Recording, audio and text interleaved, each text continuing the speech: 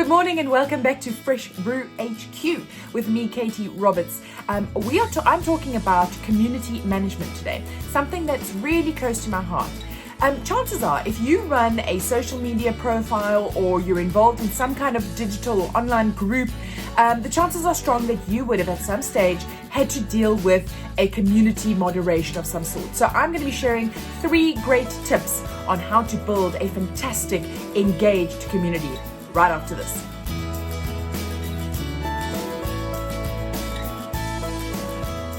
Community management. What is it all about? Well, there is a difference between an audience and a community. An audience usually sits quietly and listens.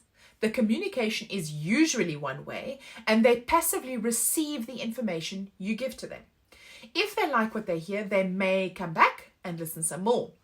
A community, on the other hand, is a living, breathing experience. They talk back, they engage, they interact, and they participate. Being an effective community manager is ultimately like being a host at a cocktail party. You invite people to attend. You are there to meet them. You show them around. So you might show them where the food is. You might show them where the bar is, where the loos are, etc. You encourage those who are on their own to meet and chat to others. And you encourage those who are talking a little bit too much to maybe give others a chance. And maybe there's that one visitor who's had one too many, and you either politely show them to the door or you just give them some space to calm down. You might create events and activities that engage people. You create the mood, you give them things to do, and then you step back and let them get on with it. A community manager is responsible for advocating the brand on social and other networks. They create their own social persona and actively go out within the online community to connect with potential customers and advocate the company's brand. Community management is all about a few things. Number 1, developing compelling content that is meaningful and insightful and encourages engagement. So you might create events online or offline which drive into action and chatter. It's also about moderating groups and discussions and forums to make sure everyone's behaving themselves, and you engage with people to help to get their insight on building future activity. So I'm going to share 3 ways to develop an engaging community with you. The first one is make it easy for people to communicate with you. It's no coincidence that community starts with the same letters that form the word communication.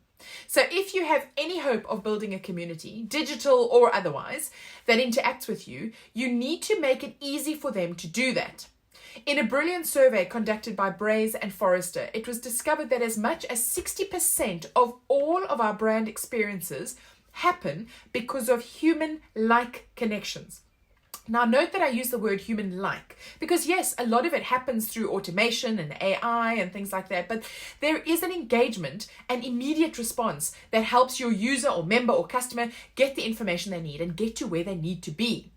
It also really depends on how you communicate.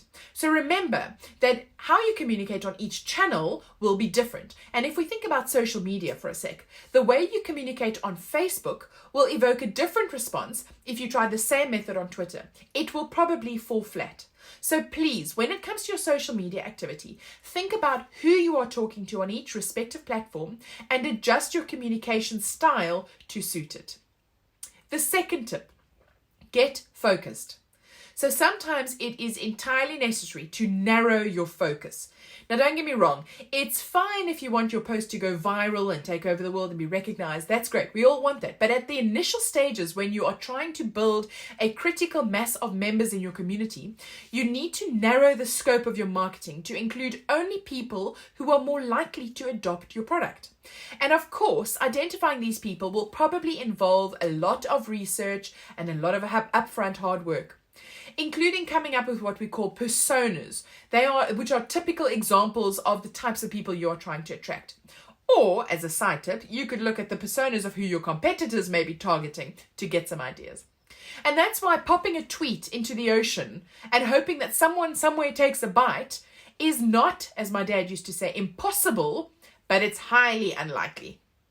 You will find that you will get a much higher conversion rate from people who are already interested in your product and what you have to offer. The last tip is getting the right people in the right place. Remember that it's so important for a community to know what its purpose is.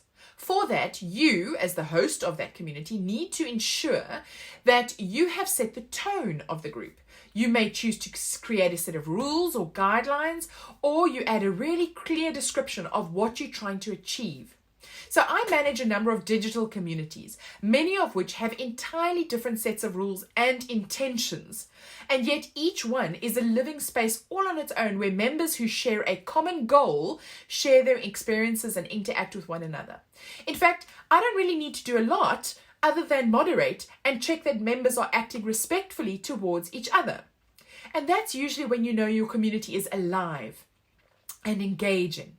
Sometimes you may need to dip in and inspire conversation with new thoughts, ideas, questions, polls, etc. And sometimes you may need to quieten down some members to allow others to chat, as I've mentioned before. But that all happens as your community grows organically and you start to get to know who your members are. In my next video, we're going to talk a little bit more about this art of the online cocktail party and why it's so important for you to know when to dip in and dip out, especially when it comes to things like managing your social media and managing your online communities. So stay tuned for that. Keep an eye on my channel. If you've enjoyed today's video, thank you so much for watching. Please share it. Please subscribe so that you can be notified when the next video comes out. But I'd love to hear from you if you have ideas or thoughts, or even if you say, no, Katy, I don't agree with that. This is what I think. Get in touch with me on freshbrewmarketing.com. I'd love to hear from you. But until I see you again, take care of yourself. Be good and keep an eye on those on the channel and all your notifications. Soon to come. Take care.